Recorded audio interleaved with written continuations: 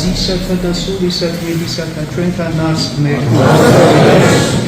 როგორი ბედნიერი სიტყვებია, კარგი კურთხეული სიტყვებია, ჩვენთან არს ღმერთი. თორსა აითა შევიკრიბებით და ჩვენთან არს ღმერთი, ჩვენში არის ღმერთი. როგორც დავით მეფსალმონი ამბობს, რომ რა არის იმაზე კარგი და მშვენიერი, თუ არა ერთად დააკვირდება ძმების და ასევე სახარებაში უფალი გვეუბნება ჩვენ, სადაც ერთი ან ორი ან სამი შეიკრიბებიან ჩემი სახელით, თუ იქ მე ვარ მათ შორის. და ზუსტად ამის მოწმენი ვარ დღეს, რომ ერთად შევიკრიბეთ აქ ქრისტეს სახელით შევიკრიბეთ, წირვაზე მოვედით და მადლობთ ამისთვის უფალს, რომ ამ საშუალებას გვაძლევს. ყოველი დღე ხო საჩუქარია ღვთისაგან და დღესაც ეგ წირვაზე შეკრებილები უმეტესი თქვენგანი ეზიარა და აი ამ საბთო ტრაპეზზე მოწვეულები ვიყავით დღეს, ყოველ კვირა დღეს და ყოველ წირვაზე უпростоრად ზარის ხმარო ისმის და მოუწოდეს მოწმეებს, რომ ტაძარში მოვიდნენ. ეს არის ერთგვარი მოპატიჟება, ასე ვთქვათ, როგორც იგავში არის უფალი რო ამბობს, რომ დიდი ნადიმს რო გადაიხდის უფალი ბატონი და ამ თავის მსახურს რო გააგზავნის, რომ დაუძახეო ყველას, რომ მოვიდესო ჩემს ნადიმშიო, მიიღოს მონაწილეობა აი ამ ჩემს ზეიმშიო, ამ სიხარულშიო და მაგრამ იგავიდან ჩვენ გვახსოვს, რომ ყველა ადამიანი არ ემორჩილება მოწოდებას და ზოგიერთი გასაგრძელებელ მიზეზებს ამბობს, რომ ერთნი ამბობენ ხარი ვიყიდეო, მის სანახავად გამოსაცილად მივიდივართო, ზოგი ამბობს ცოდი მოვიყვანეო, მესამე თქვა ნაკვეთი ვიყიდეო, მის სანახავად მივიდივარო. ესე იგი ამ ქვეყნიური საზრუნოები და სიამოვნება ადამიანს არასდროს საშუალებას იმისა, რომ კლიანად ღმერთს მიენდოს და ასე ღვთისმიერი ცხოვრებით იცხოვროს. არადა ამ ტრაპეზზე ამ მოწვეულები, ვინც მოვიდით ტაძარში, ჩვენ ვეზიარებით ქრისტეს ხორცს და სისს, რომლის მეშვეობითაც ჩვენ განვიწმინდებით, ღმერთს მივიახლებით. ღმერთი შემოდის ჩვენში. ამაზე კარგი რა უნდა იყოს. და მერე, როცა უფალი შემოდის ჩვენში, ყველანაირი შიში მიდის ჩვენგან. მშვიდება ჩვენი გული და ასე მადლით სავსემი ადვილად ვართმევ თავს ამ ღვთისობის ზღვაში ამომუქრებულ ტალღებს.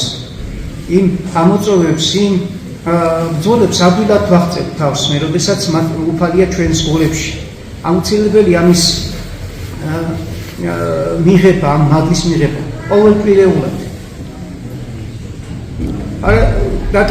მართალია, რომ საზრუნოები არის ღვთისმოქმედში, ნელია არსებულ პურის მოპოვება ძალიან ნელია, მაგრამ უფალი ჩვენ ამისთვის გვაძლევს 6 დღეს, რომ 6 დღე იქნოდეო და მე-7 დღე დაისვენე, წმინდა პავლეს დღე დაისვენე, წადი ტაძარში და აღსარებად თქვი, ეზიარე, ასე გაძლიერებული ისევ გააგრძელებ ღვთისმოქმედის საზრუნოებში ჩაებნები ისე, მაგრამ ღვთის მადლი იქნება შენ და ადვილად დააღწევ თავს ამ ღვთისმოქმედის პრობლემებს. ჩვენ დღეს კიდე სახარებაში წავიკითხეთ, უკვე მოსამზადებელი პერიოდში შევიდით. მეზორის და ფარისეობის კვირა არის, რომ იწყება დიდი მარხვა, ყველაზე უფრო მნიშვნელოვანი მარხვა არის წლის განმავლობაში. ჩვენ ამ მარხვაში ვიხსენებთ მაცხოვრის ნებას, მის ღვაწლს კაცობრიობის გადასარჩენად, რომ თავს იდვათ. და ამ მარხვაში ყველა ცდილობს, რა თქმა უნდა, რომ ღმერთს მოეწონოს მისი ცხოვრება, მის მარხვას აპირებს, ცდილობს, რომ მოაწონოს უფალს, ასე ვთქვათ, საქმე იყოს ღმერთს. და სახარებაში ჩვენ ნახულობთ, როგორი ადამიანი მოსწონს უფალს, როგორი ლოცვა შეიძლება უფლის წინაშე, როგორი მარხვა შეიძლება უფლის წინაშე. როგორც სახარებაში ვკითხულობთ, რომ ორი ადამიანი შევიდა ტაძარში სალოცავად, ერთი იყო ფარისეველი, რომელიც წინ წადგა და ასეთი ლოცვა დაიწყო, რომ მადლობით დაიწყო, რომ მადლობა უფალო, რომ მე ორჯერ მარხულობო კვირაშიო, ლოცულობო, ათეულსაც შევწირავო და მადლობა, რომ თავის გუმარობით ამბობს, მადლობა, რომ მე არ ვარ სხვებივით უტაცებელი მრუში და აი როგორც მაგალითად აგერ მეზოზე რო არის უკან. ამისთვის ესე ეს მდგომარეობა მისთვის იყო კარგი, ასე გონია, რომ წინ მდგომარედ მიაჩნია მისი თავი ღვთის წინაშე. და მეზორე კიდე ბოლოში დგას, ტაძრის ბოლოში და იქიდან ვერც წევს თავს ნაღლა და იძახის ღმერთო, მიიხინე ცოდვილს ამას და შემიწყალე მე. და უფალი ამბობს, რომ გამართლებული ტაძრიდან გამოვიდა მეზორე. და ვეუბნება ბოლოში იგავს ბოლოში უფალი ამბობს, რომ რომელმან აიმაღლოს თავი, იმის დამდაბდესო და რომელმან დაიმდაბლოს თავისთვის ის ამაღლდესო. ესე იგი ამიტომ ხედავთ, რომ უფლის წინაშე რა შეიწირება, რომელი საქმეა უფლისგან მოწონებული. ფარისეული მარხულობდა, ხო? მარხულობდა, ლოცულობდა, არ იყო მტაცებელი, არ იყო მრუში. მაგრამ ღვთის წინაშე არ იყო მართალი. იმიტომ რომ აი გარეგნულმა მოჩვენებით გაკეთებულმა კეთილმა საქმეებმა მას სულიერი სიბრმავე შეძინეს, ან დაამპართავდა ის და თავისთავად მოსწონდა. და ვერ ხედავდა მასში არსებულ სისაძაბლეებს. და სახარებაში ყველაზე მეტი ცუდი, ასე ვთქვათ, შეფასება ღვთისგან ფარისეველს უნდა. გახსოვთ თქვენ, ვაი თქვენ და ფარისეველნო, ვაი თქვენო, იმიტომ რომ ესე გარეგან საფლავების გავსები ხართ, გარეგან მოვლისო, მოწესრიგებული საფლავები გასუფთავებო და შინაგანი თქვენი სავსეა სისაძაბით და არაწმინდებით. ესე იგი ადამიანს თავის შინაგანი მდგომარეობა როგორი აქვს, ამით განსაზღვრავს უფალი. უფალი უყურებს ადამიანის გულს, მის ფიქრებს უყურებს, როგორია.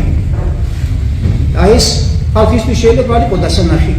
ხალხი ხედავდა ფარისეულის დიდხანს ლოცვას, ლამაზად ჩაცხული ფარისეული ბევრ ხანს ლოცულობდა.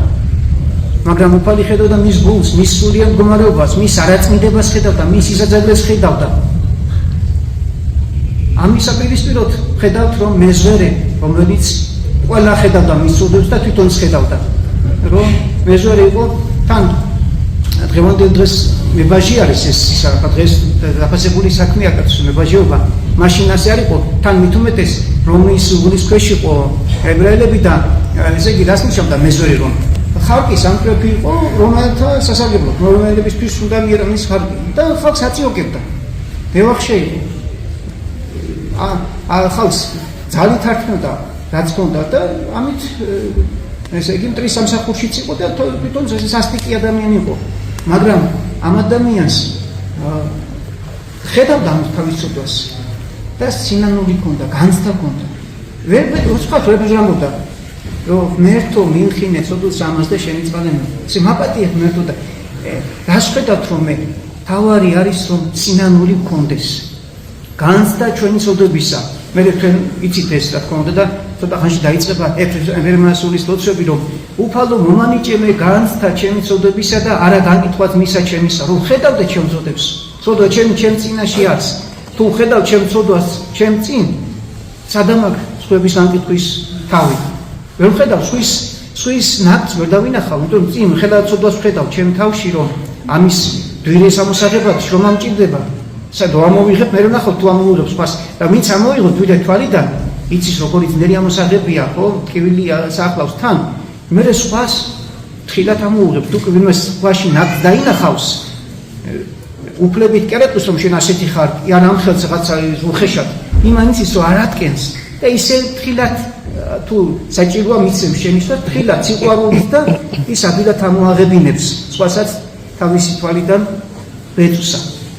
ამიტომ ღვთის წინაშე მოსაწონო ყველაზე დიდი არის სიმდაბლე და სინანული. ორივე ერთად არის. სინანულის გარეშე სიმდაბლე არ იქნება, არც სიმდაბლე სინანულის გარეშე არ იქნება.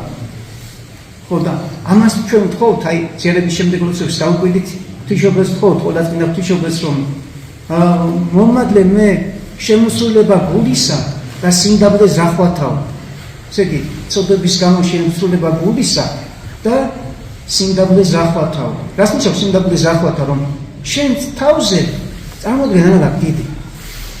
და თუ კი ამას ვაკეთებ და ამ გაკეთებულ საქმეს გულის შემოსულებისაკენ სიმდაბლისკენ არ მიყავს, ესე იგი ასრულად არ ვაკეთებ, მაშინ მაჩვენებლობით ვაკეთებ ციკეთის.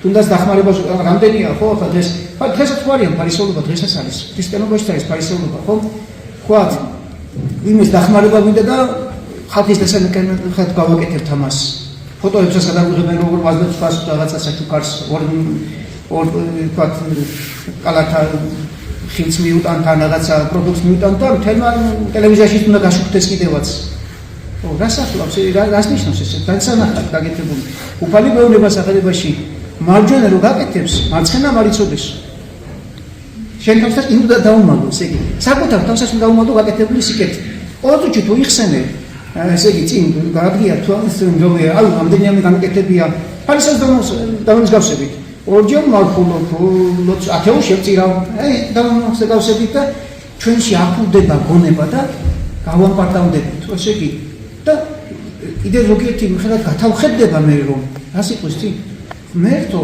მე შეცინაშე ვილოცი მანამდე მადლობა სამბოს თავიდან მაგრამ მე უკვე გადადის უკვე ოთხოვნებს ითხოვს ფისგან მოფალო მე შეცინაშე დიდი მაგა შევინახე ლოცულობდი რაღაცა საკონმოქმედო მივიღე მონაწილეობა და უთვლის ღმერთს ამდენმა გაკეთებული შევეზამკეთებ იქნება ჩემი ასე ვთქვათ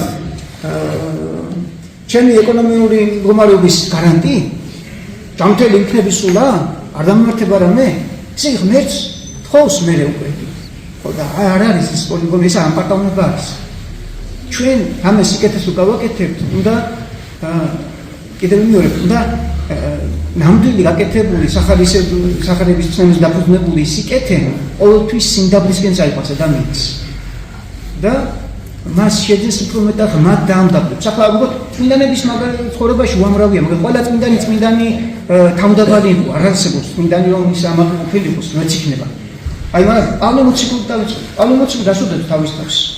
მესამე წამდე იქნა არტაცებული პავლე მოციქული და იმხელა საიდუმლოები ხილა რომ ადამიანებთან ვერ თქვა ისა.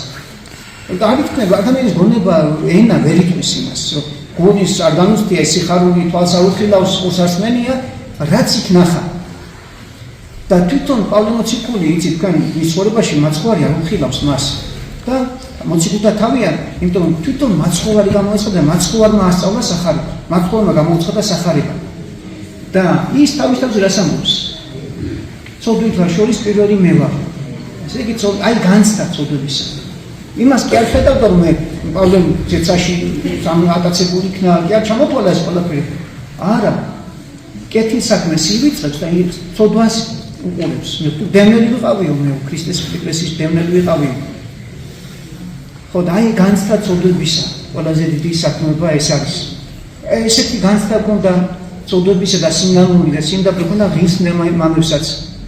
აი იმენი დიდი უდიდესი მამა არის ძველ ეგვიპტეში მოღვაწე მეხუთე საუკუნის მამა არის და ის ამბობს რომ მე იქ ჩამაგდებელო ჩემი ცოდვების გამო მე ადგილი მეკვნი ჯოჯოხეთში სატანასთან იქნები მე განა მართლა მასი კი არ იყო ღმერთ შემოსილ სასწაულმოქმედი იყო მაგრამ თავის კეთის საქმეებს კი არ ითვლიდა ცოდვებს უყურებდა იმიტომ რომ მის ცოდვებზე კი არა მაგრამ მთელი კაცობრიობის დაცემას უყურებდა ის და ხედავდა რომ დაცემული ბუნება რომ არა ღვთისწყალობა და მხოლოდ დასათმოდებისკენ მიდის და ღვთის მადლი აჩერებს რომ და ღვთის მადლი ასწორებს ის განწმენს ეს იცის მსგავსი სიტყვები აქვს ნათქვამი ამ საუკუნეში უბრალოდ გასულ საუკუნეში მე-20 საუკუნეში იყო სილვანე ათონელი ასეთი დიდი მამა ათონის ფაზე რომელიც ამბობს რომ თვითონ საკეთებდა ღვთის განისწავლას და სხვასაც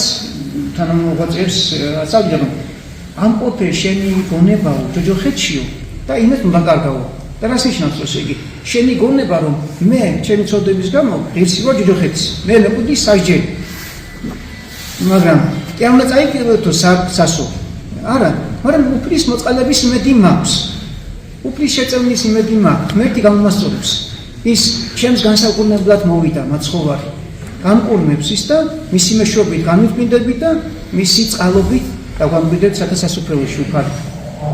აი ეს არის.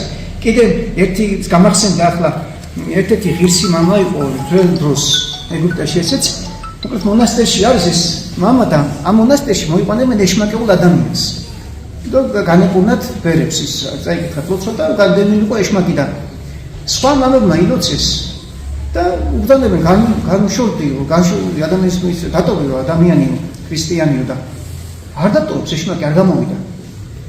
და მერე მიიყვანებენ ამ მამასთან, ღირს მამასთან.